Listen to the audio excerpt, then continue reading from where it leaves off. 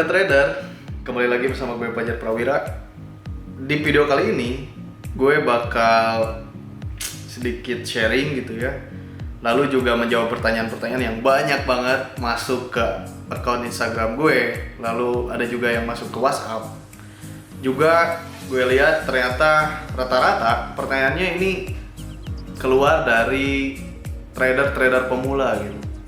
Trader-trader yang baru gitu. Jadi ini juga cukup menarik karena semoga jawaban gue ini bisa membantu kalian berpikir dua kali ketika ingin melakukan trading ya. Yang pasti ini sebagai filter lah, sebagai filter buat kalian. Kalian mau trading itu harus ilmu dasarnya dulu yang dipelajari ya, yang masuk akal gitu. Oke, pertanyaannya apa? Pertanyaannya adalah binary option itu apa sih?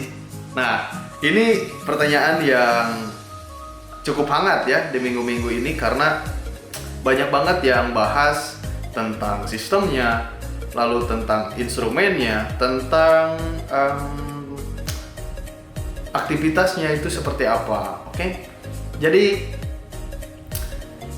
ada juga yang bertanya, apa sih perbedaannya antara trading forex yang gue jalani selama ini dengan binary option? Oke, dari namanya aja binary option gitu ya, udah option.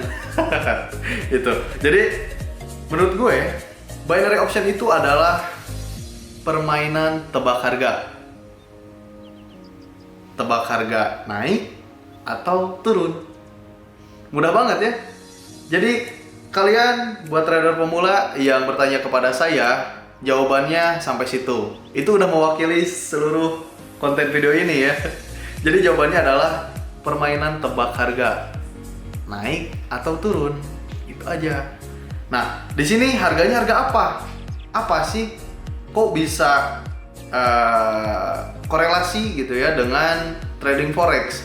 Nah, harganya yang ditebak ini adalah harga pergerakan mata uang atau forex ya, yang selalu kita tahu gitu. Lalu juga pergerakan harga saham, misalkan pergerakan harga kripto dan lain sebagainya, yang dimana kita cuman bisa memilih misalkan buy atau sell-nya itu apakah naik atau turun. Mudah banget ya. Dan kalau gue lihat, kenapa gue bisa jawab bahwa binary option itu adalah permainan tebak harga? Karena apa bedanya ketika kita melakukan judi bola, lalu tebak skor, lalu kita hitung jumlah penalty kicks-nya, itu sama aja. Atau ibaratkan misalkan dari sebuah ruangan, gue tebak bahwa yang keluar duluan itu pasti perempuan misalkan. Tapi apakah hasil tebakan gue itu bakal sesuai bahwa yang keluar itu adalah perempuan? Itu nggak mungkin gitu ya.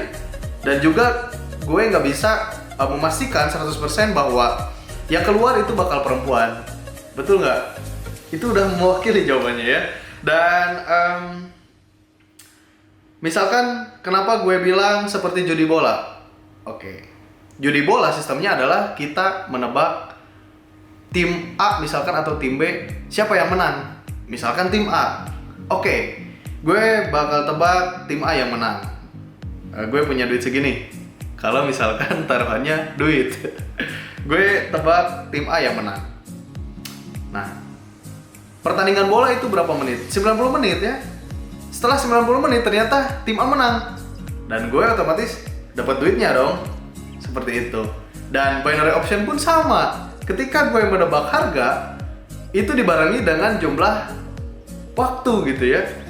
Bisa gue lihat sih, karena gue belum pernah sebetulnya, tapi gue lihat bisa itu menit kalau nggak salah ya, 3 menit, 5 menit, 10 menit dan lain sebagainya. Gue gak mau tahu lah, karena itu sebuah aktivitas apa ya, mencari keuntungan tapi gak masuk akal gitu ya. Di otak gue itu gak masuk akal. Karena apa? Marketnya atau misalkan aktivitas harganya itu kita nggak tahu apakah itu betul-betul dari drive in a market langsung atau misalkan dari instrumen apapun, itu gue gak tahu gitu ya. Yang jelas konten kali ini pas banget nih buat kalian pemula yang mau berpikir dua kali ya ketika mau masuk ke dalam bisnis trading, atau ada yang bilang bahwa binary option itu adalah trading gitu ya. Ini harus menjadi sebuah filter buat kalian guys ya. Oke. Yang kedua, gue pastiin bahwa binary option itu bukan bagian dari keluarga trading gitu ya. Seperti yang gue tahu bahwa trading itu ada banyak ya, ada forex, saham, kripto, dan lain sebagainya. Nah, binary option itu nggak masuk menurut gue. Karena apa? Trading itu, gue nggak bakal jelasin dulu ya. Oke, jadi yang pertama, apa sih perbedaannya misalkan ya? Banyak banget yang bertanya, apa perbedaannya? Bukannya sama aja? Binary option itu bagian dari trading forex, trading kripto, saham, dan sebagainya. Enggak loh, ini yang kalian harus perhatiin ya, bahwa enggak ya, beda gitu, enggak sama. Yang pertama, trading forex atau instrumen forex yang gue jalanin selama ini atau yang gue lakukan di platform Salma Market atau platform lainnya, yang pertama ini bisa dijadikan sebagai 3 hal.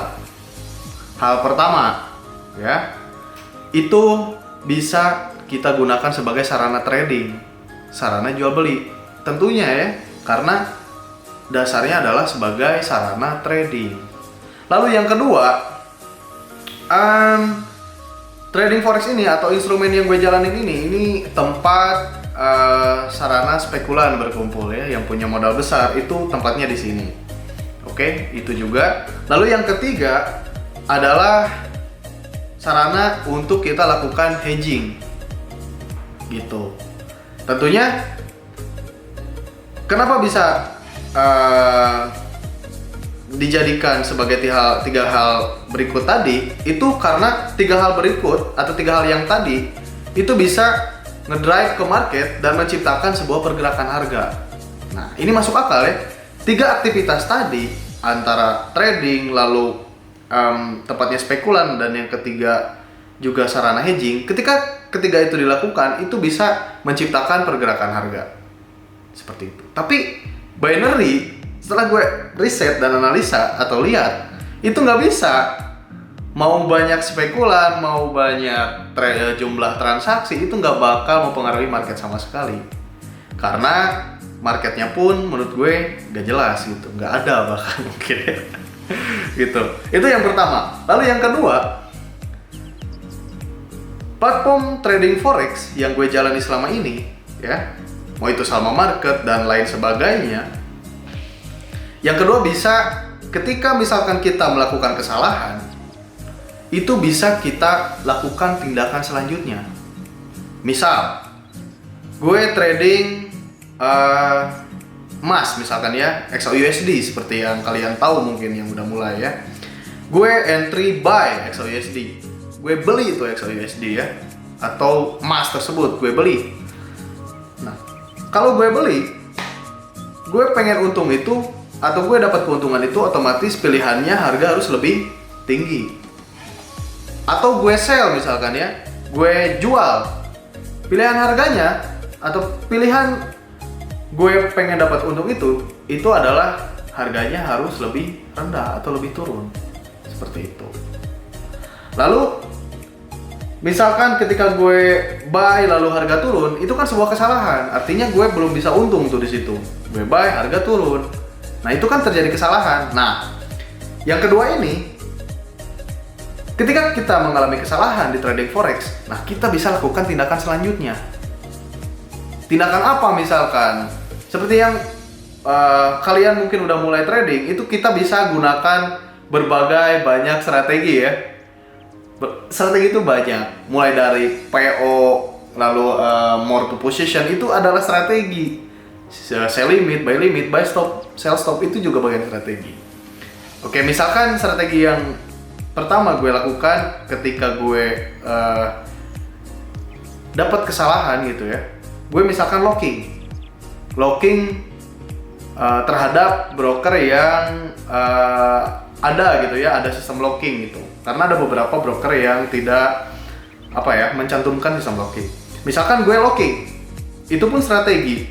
Atau misalkan gue tambah get more position, misalkan buy, lalu ketika harga turun gue buy lagi, itu bisa, namanya averaging misalkan. Atau misalkan gue lakukan strategi martingale, gue buy, harga turun, buy lagi dengan jumlah besaran yang gue tambah, itu bisa.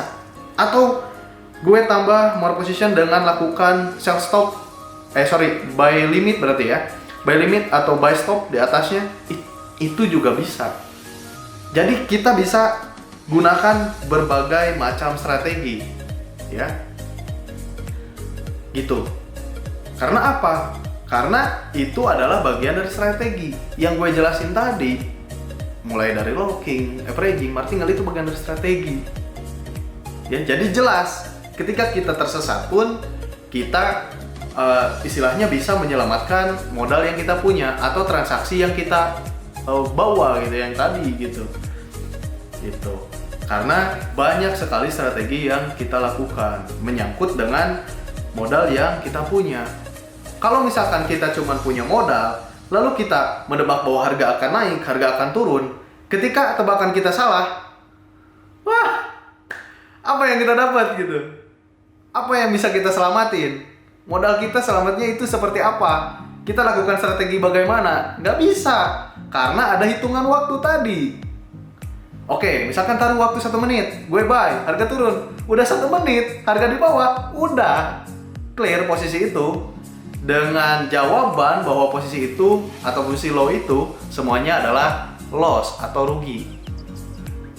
Nah, ketika gue lakukan strategi apapun di trading forex dan berhasil, gue dapat profit, itu masuk akal gitu.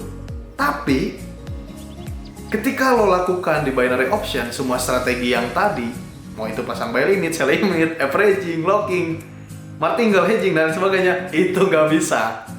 Gak bisa lo lakukan strategi yang tadi di binary option. Nah makanya, nih ini sebagai kesimpulan ya, makanya gue lihat bahwa binary option itu ini sangat berbeda, bahkan mungkin tidak masuk akal menurut gue ya untuk gue lakukan. Oke, jadi ini menjawab pertanyaan-pertanyaan yang masuk ke dalam Instagram gue, WhatsApp gue, dan Facebook gue juga ya, bahwa trading forex dan binary option itu berbeda. Dan bahkan gue bisa jawab trading binary option itu bukan masuk ke dalam keluarga trading gitu ya. Jadi salah ketika kita atau misalkan lo invest di mana, misalkan gue invest di binary option, itu salah besar ya. Bahwa binary option itu bukan sarana investment teman-teman, bukan, itu salah besar. Apalagi investnya berapa? 2 juta. Waduh. Bukan ya. Salah. Oke. Jadi kesimpulannya adalah bahwa trading forex dan binary option itu berbeda. Oke. Apanya yang menjadi berbedanya? Tadi ya, strateginya pun jelas, lalu instrumen marketnya, pergerakan market, terbentuknya harga pun itu tidak jelas. Oke. Sekian video kali ini. Gue Fajar Prawira. Be wise to be trader and see you.